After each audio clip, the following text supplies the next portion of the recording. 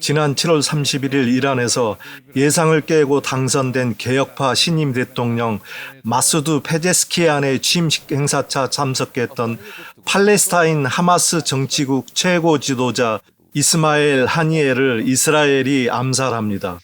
이에 대한 대응으로 이란의 최고 지도자 알리 하메네이는 이스라엘을 직접 겨냥한 보복 공격을 지시합니다. 하니에는 까타르에 거주하면서 현재 이스라엘과 팔레스타인 간의 협상에 주도적인 역할을 하고 있던 인물이었습니다. 지금 중동에서는 중동 전체가 폭발할 수 있는 전면전 위기에 놓여 있습니다. 그런데 이번 암살에는 몇 가지 이해하기 어려운 의문점이 있습니다. 이스라엘은 어떻게 그를 죽였을까요? 이 점이 바로 첫 번째 의문점입니다. 이스라엘은 보안이 철통 같았던 이란의 수도 테헤란의 안가에서 하니에가 있던 방을 쪽집게처럼 찾아내 그가 있다는 사실을 알고 폭파시켰습니다. 전직 CIA 요원은 라벤더라는 AI 기술을 사용했을 가능성을 제기하고 있습니다. 두 번째는 네타냐후는 왜 하필 한 국가 원수의 취임식에 국빈으로 참석한 사람을 그것도 이란 수도 테헤란에서 암살했느냐 하는 것입니다. 세 번째는 전쟁에는 우발적 상황이 많기 때문에 어떤 전문가도 예측하긴 어렵지만 지오스토리의 시각으로 향후 어떻게 진행될 것인지 분석해 보겠습니다.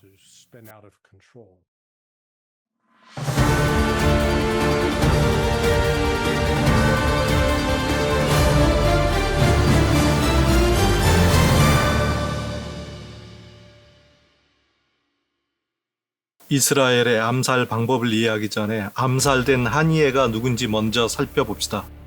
하마스는 다양한 정치, 군사, 그리고 사회적 기능을 수행하는 많은 기구를 가지고 있기 때문에 그 실체를 정확히 알 수는 없습니다. 하마스란 원래 이슬람 저항 운동을 의미하는 아랍어의 영문 약자입니다. 원래 출발은 이집트에서 시작된 무슬림 형제단 소속으로 팔레스타인에서 활동하던 성직자였던 야신에 의해서 설립된 단체입니다. 주로 이스라엘이 점령한 요르단 서안지구와 가자지구에서 자선 활동을 하던 단체였습니다. 그러다가 이스라엘 폭정과 탄압으로 1987년 팔레스타인 사람들의 민중봉기가 일어나는데 이 민중봉기를 인티파다라고 합니다. 그 후 무슬림 형제단의 정치색을 띤 팔레스타인 지부로 하마스가 설립됩니다.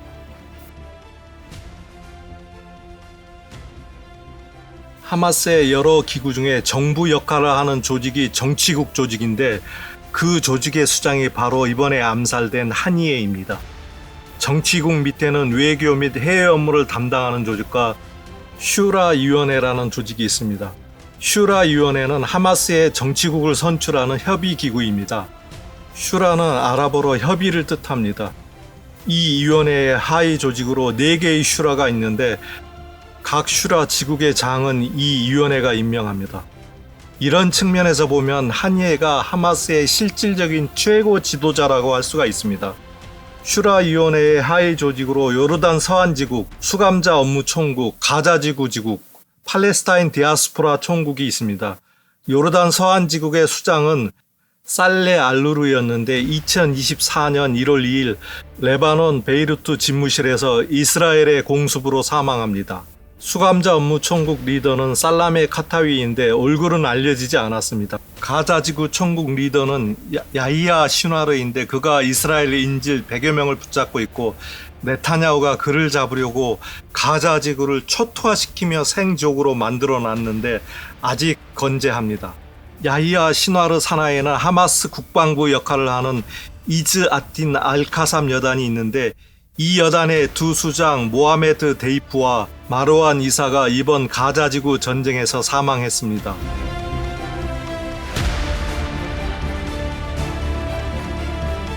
이 하마스 조직을 지원하는 국가가 이란인데 이란이 지원하는 또 다른 단체는 요르단에 있는 헤즈볼라와 예멘의 안사르 알라가 있습니다. 한편 이란에서 전임 대통령이 헬기 추락사고로 사망했고 새 대통령으로 전문가들의 예상과는 달리 개혁파 마수드 페제스키안이 당선됩니다. 그의 취임식에 이란이 지원하는 단체의 장들이 참석하는데 당연히 하마스의 최고 리더인 그도 와야겠지요. 한이에는 암살되기 전에 이란 최고 지도자 하메네이와 대담도 했고 신임 대통령도 만났습니다. 그의 숙소는 진주 궁전으로 알려진 샴스 궁전에서 불과 800m밖에 떨어지지 않은 곳에 있습니다. 샴스 궁전은 팔레비 왕조의 마지막 샤의 누나 샴스 파올라비 공주가 지시하여 설계된 궁전입니다. 주변에는 대통령 관저도 있습니다. 구글 지도를 통해 이 지역을 한번 둘러보겠습니다. 이 건물이 한이에가 묵었던 건물입니다. 이 건물은 네샤트라는 대형 단지의 일부입니다. 단지 내에는 축구장도 보이죠? 이 건물은 이슬람 혁명 수비대가 관리하는 안가입니다. 지금 보시는 사진이 뉴욕타임즈에 보도된 폭파된 사진입니다. 일부 중동 전문가들이 유튜브에 나와 F-35가 정밀 타격했다고 F-35의 정밀도를 극찬했지만 이 사진이 맞다면 아무리 F-35라 할지라도 주변 벽이 이렇게 깨끗하지는 않을 것입니다. 그동안 이스라엘이 다른 하마스 지도자를 암살할 때 시체를 찾아볼 수 없을 정도로 건물에 폭격을 가해 붕괴시켰습니다. 그런데 이 사진의 주변은 너무 깨끗합니다. 그리고 한이에를 암살하려면 두 가지를 알아야 하는데 첫째는 그가 묵은 숙소의 정확한 위치입니다. 두 번째는 암살 표적인 한이에가 거기에 있는지를 알아야 합니다. 아무리 F-35라 할지라도 적절한 타이밍을 맞추기는 매우 어렵습니다. 그리고 요격은 못하더라도 최소한은 레이더에 잡혔을 것입니다. 뉴욕타임즈는 7명의 중동관리 말을 인용해 숙소로 비밀리에 밀반입된 폭발물에 의하여 한이에가 암살되었다고 보도했습니다. 폭탄은 이미 2개월 이전에 한이에가 묵은 방에 숨겨놨을 것이라고 추정했습니다. 2달 전에 한이에가 묵을 방을 미리 알아내는 것은 혁명 수비대나 최소한 건물 관리자의 협조가 없으면 불가능한 일입니다. 이란 정부 관리 내에 스파이가 있었을 가능성이 높습니다. 뉴욕타임즈에 따르면 테헤란에서 이스마일 하니에 암살 사건과 관련해서 20명 이상이 체포되었다고 합니다. 구금자 중에는 정보요원, 군 관계자, 게스트하우스 직원이 포함되어 있습니다. 그런데 하니에가 폭발 시점에 그 방에 있었다는 것을 어떻게 알았을까요? 레바논 언론인 엘리나 마니에는 이스라엘 모사드가 최근 하마스를 추적하기에 AI 기술을 이용한다고 주장합니다. 주로 왓츠앱이라는 메신저를 이용하는데 왓츠앱은 페이스북이 인수한 메신저입니다. 왓츠앱 메신저를 통해 휴대폰에 스파이웨어를 설치하고 모사드는 AI가 탑재된 프로그램으로 이를 추적한다고 합니다. 이 프로그램의 이름을 라벤더 시스템이라고 하는데 모사드가 암살 대상을 골라내고 표적을 삼기 위해 사용하는 시스템입니다. 플러스 972 웹사이트 기자 유발 아브라함은 라벤더가 메신저를 탐색해 살인 목록을 만들고 암살 대상을 만들다고 주장합니다. 플러스 972는 이스라엘의 국가 코드입니다. 그에 따르면 라벤더는 가자 전쟁 초기에 이스라엘의 가자지구 폭격의 핵심 역할을 했다고 합니다. 라벤더는 왓츠앱의 그룹을 추적하여 팔레스타인인 여부를 판별하고 위치를 추적합니다. 아브라함에 따르면 37,000명의 팔레스타인을 추적 관리하고 있다고 합니다. 전직 CIA 작전 책임자였던 필립 지랄디는 이스라엘이 라벤더와 같은 다양한 전자 추적 기술에 그동안 많은 돈을 투자하여 목표물을 찾아내고 공격할 능력을 보유하고 있다고 말했습니다. 지랄디에게 그의 동료들이 이런 추적 기술이 매우 효과적이라는 점을 알려주었다고 합니다. 중국에서도 홍콩 시위 사태나 신장 위구르 주민들을 통제하기 위하여 이와 유사한 AI 기술을 이용한다는 것은 잘 알려진 사실입니다. 사람을 추적하는 과정에 메신저의 역할이 잘 알려지지 않았지만 기지국과 스마트폰은 항상 통신하고 있기 때문에 그 좌표를 알아내는 것은 어려운 일이 아닙니다. 내 주변에 식당을 찾거나 주변 관광지를 알기 위해 여러분 그런 앱을 쓰지 않습니까? 한 번쯤은 써보았을 겁니다. 메신저도 이러한 기술을 이용하기 때문에 실시간 위치 추적이 가능합니다. 하마스는 조직을 관리하기에 왓츠앱 메신저를 이용하는 것으로 알려져 있습니다. 모사드가 왓츠앱을 추적하려면 메타의 지원이 필요했을 텐데 메타는 이러한 사실을 강하게 부정하고 있습니다. 어쩌면 우리는 늘상 쓰는 카카오톡이나 페이스북 혹은 인스타그램을 통해 항상 추적당하고 있는지도 모릅니다.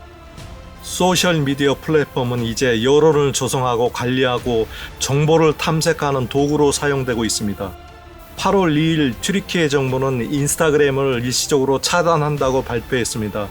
얼마나 오래 차단할지 밝히지는 않았지만 인스타그램이 한이의 암살과 관련하여 검열을 하고 있다는 이유를 들었습니다.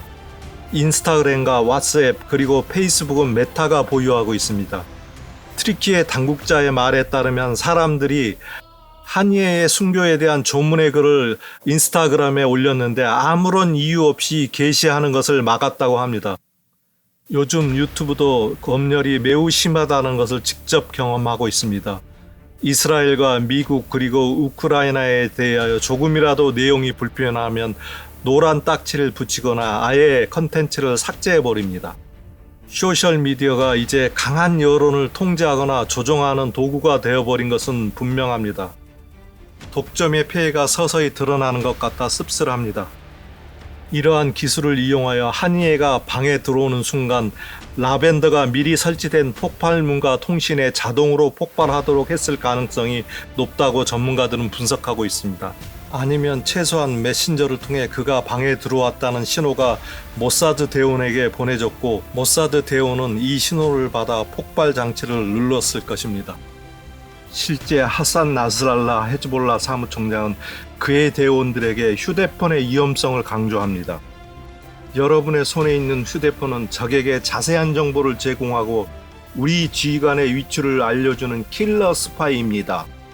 8월 4일 이란 혁명수비대는 시온주의 단체와 미국 범죄정부의 지원을 받아 한이의 암살 작전이 실행되었고 탄두 약 7kg의 단거리 발사체를 발사하는 방법으로 한이에가 암살되었다고 발표했습니다. 혁명수비대의 발표가 맞다면 라벤더는 한이에가 입실하는 순간 정보를 이들에게 전달했을 가능성이 있습니다. 뉴욕타임즈의 폭파된 건물의 사진을 분석해보면 폭발체가 좌측에서 날아와 명중했을 가능성이 높습니다. 좌측 벽은 완전히 파괴되었지만 정면 벽은 일부만 파손되었습니다. 그리고 35도에서 45도의 각으로 더 높은 곳에서 날아온 발사체에 의하여 명중한 것으로 보입니다. 혁명수비대의 발표대로라면 좌측 100m 정도 높은 근거리 지점에서 발사했을 가능성이 높습니다. 그리고 최근 SNS에 올라온 폭파된 각도와 거의 일치한 장소의 사진을 분석해 보았습니다. 지오스토리의 분석 결과 숙소와 100m 이상 고도 차이가 나고 1에서 2km 이내의 단거리 발사체를 발사할 수 있는 장소로 범위를 좁혀보면 이 지역 어딘가에서 발사했을 것으로 추정합니다. 그래서 단거리 발사체를 발사하면 뉴욕타임즈의 폭파 사진과 비슷한 정도의 타격을 줄 수 있을 것으로 보입니다. 이 사건으로 이스라엘과 이란의 전면전 가능성은 크게 높아졌고 미국은 전면전을 억제하기 위하여 군함과 전투기를 이란 주변 기지로 배치하고 있습니다.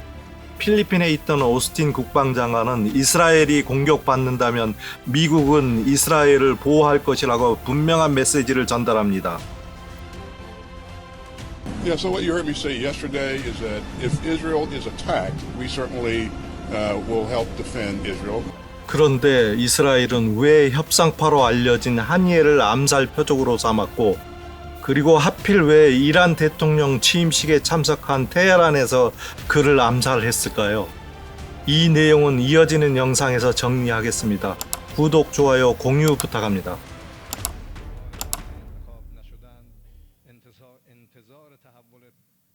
اینا مهمه این توجه به این نکات مهمه